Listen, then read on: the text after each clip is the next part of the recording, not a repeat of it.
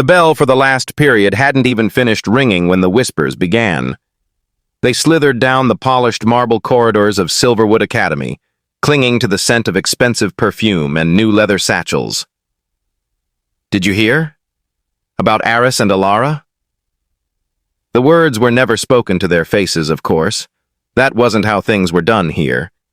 In the world of Silverwood, where fortunes were measured in generations and influence was a currency more liquid than cash, disapproval was a silent, chilling draft. It seeped under doors and through the cracks in one's composure. It was the way Aris Khan's perfectly pressed, scholarship-bought uniform seemed to stand out, a stark, defiant gray against a sea of bespoke navy blue. It was the way the headmistress's smile never quite reached her eyes when she addressed him.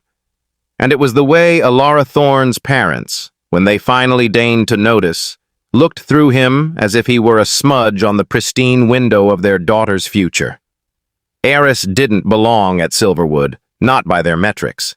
He was a transplant from the city's concrete lungs, a boy who knew the price of a loaf of bread down to the cent, whose world was soundtracked by the hum of his mother's sewing machine late into the night. He was here on a merit scholarship, a diversity initiative, a token of the school's supposed progressiveness. His intelligence was a sharp, honed thing, born of necessity, not leisure.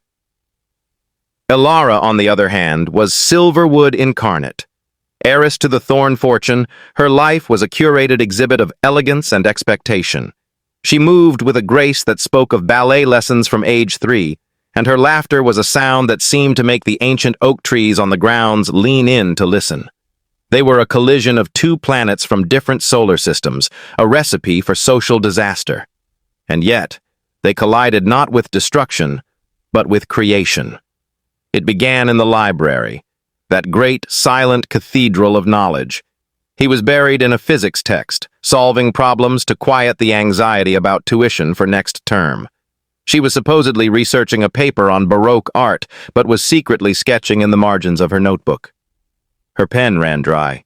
He, without a word, offered his only spare, a cheap biro with a chewed cap. She took it, their fingers brushing, and something silent passed between them. A recognition, perhaps, that in this temple of prescribed learning, they were both seeking something real.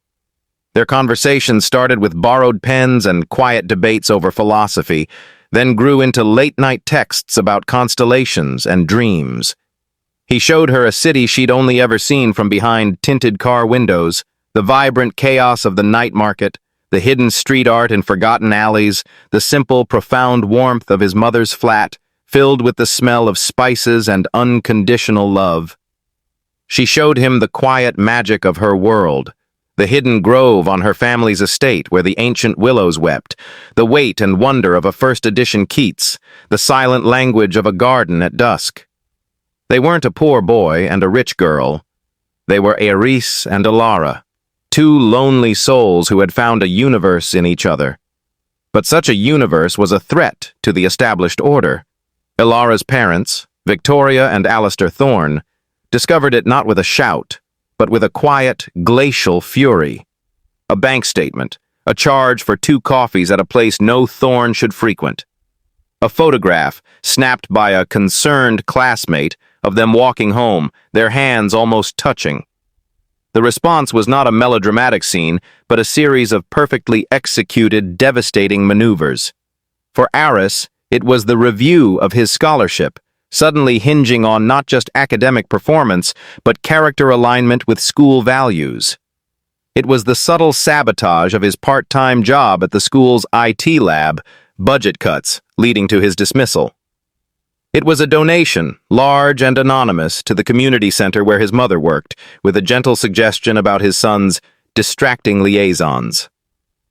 For Alara, the walls of her gilded cage simply closed in. Her phone, a device of limitless connectivity, became a monitored prison. Her driver, a kindly man she'd known since childhood, became a warden, his roots now strictly programmed. A summer internship at the Family Foundation in Geneva was arranged, then a semester at a finishing school in Paris. "It's for your future, darling," Victoria Thorne would say, her voice like chilled silk. You must understand the weight of the name you carry. That boy, he's a sweet diversion, but he is from a different world. He will always be from a different world. Love is not a resource, it is a strategy, and his strategy has no capital. Their meetings became stolen, desperate things.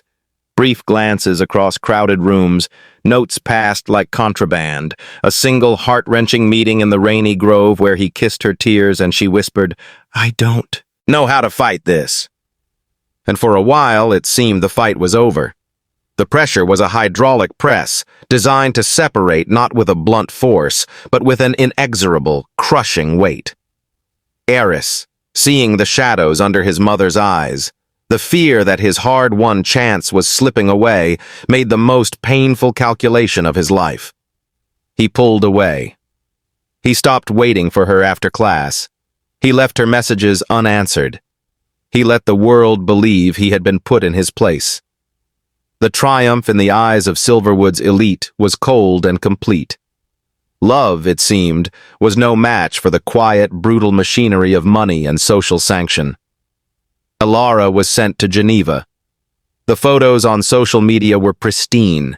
Elara at galas, Elara at conferences, Elara, a porcelain doll in couture, smiling a smile that never touched her eyes. Ares, his scholarship precariously reinstated, but his spirit battered, buried himself in work. He aced his exams, built a small app that solved a logistics problem for local shops, and poured his heartache into code. They lived in parallel universes of misery, each believing they had sacrificed for the other's good. But love, when it is real, is not a flame that is easily extinguished. It is a seed. It can lie dormant under the frost of opposition, waiting for a crack of light. That crack came not from a grand gesture, but from a quiet, digital inevitability. Aris's small app, born of late-night coding fueled by heartbreak and necessity, caught a minor wave. A tech blogger wrote about its elegant, user-friendly design. Downloads ticked up. A small angel investor, impressed by the story of the young developer, reached out. It wasn't millions, but it was validation.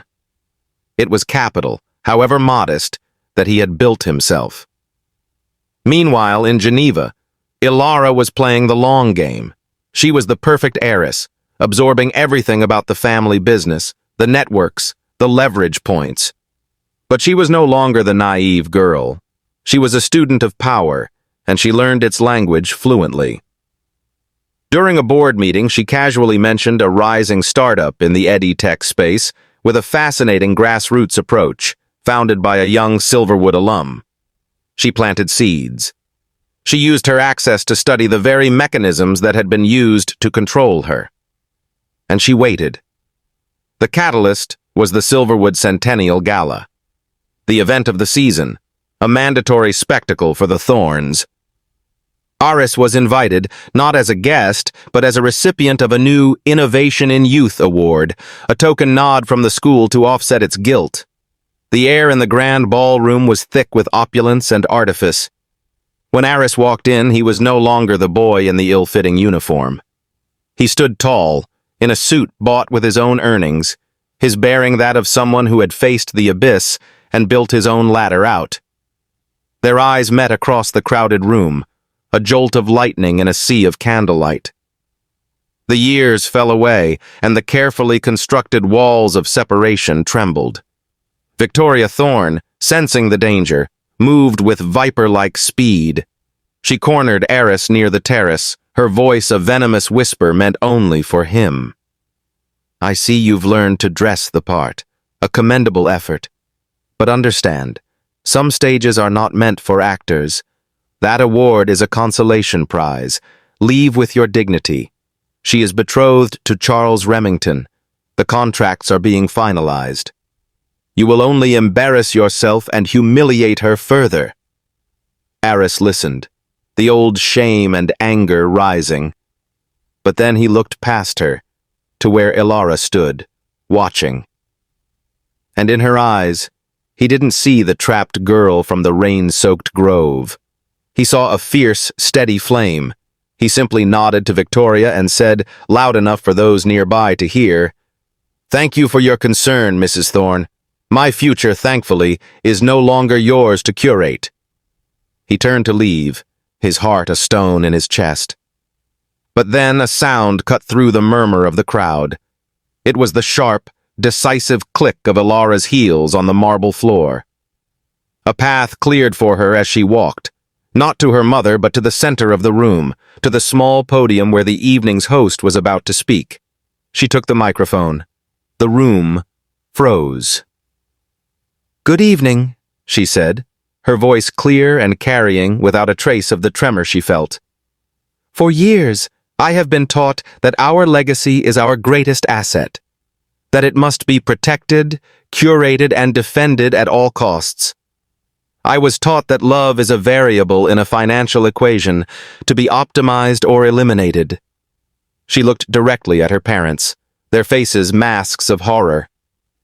"But I have learned something else. A legacy that must be protected by crushing the human spirit is a prison, not an inheritance. And love," she said, her gaze finding Aris, "when it is true, is the most powerful capital there is. It cannot be leveraged or shorted or bankrupted. It only grows." She didn't run to him. She walked, with the imperious grace of the heiress she was, but toward the future she chose. "You tried to separate us," she said, now addressing the room, the world that had conspired against them. "You used money, pressure, and fear. You showed us the brutal strength of your world, but you underestimated the strength of ours." She reached Aris and took his hand, lifting it with hers. "This is not a rebellion. It is a merger, and we are announcing it tonight." The silence was absolute, then fractured into 1,000 panicked whispers and stunned gasps. But in that moment, something shifted. A few older alumni, remembering their own stifled youth, offered hesitant, then firm applause. A tech magnate who had admired Aris's work clapped loudly. The dam of social sanction broke, not everywhere, but enough. The fight wasn't magically over. The Thornes disinherited Ilara, a spectacle played out in the society pages. There were lawsuits, nasty articles, and a frost that lasted years. But Aris's company, fueled by the notoriety and the sheer compelling truth of their story, grew. Ilara, free from the gilded cage, used her knowledge to build a foundation supporting first-generation scholars and young entrepreneurs. They built their own world, brick by brick, not on a foundation of old money, but on something unbreakable, mutual respect, earned success, and a love that had been tested in the fiercest of fires. Years later, at the opening of a new community library they had funded together in the neighborhood where Aris grew up, a reporter asked them the old, tired question. "So it's a true rags-to-riches love-conquers-all story?" Aris smiled, looking at Ilara, who leaned into his side. "No," he said quietly. "It's a story about two people who had to learn that the richest soil for a future isn't found in a bank vault. It's found in the rubble of the walls they try to build around you. They tried to separate a poor boy and a rich girl, but in the end, they just forced us to become something stronger. Partners. And that," he said, his voice firm, "is a story that can't be bought and can never be sold." They walked away, hand in hand, not into a sunset, but into the vibrant, messy, and utterly real dawn of a life they built for themselves, proving that the most viral stories aren't just about love at first sight, but about the relentless, grinding, beautiful fight to keep it.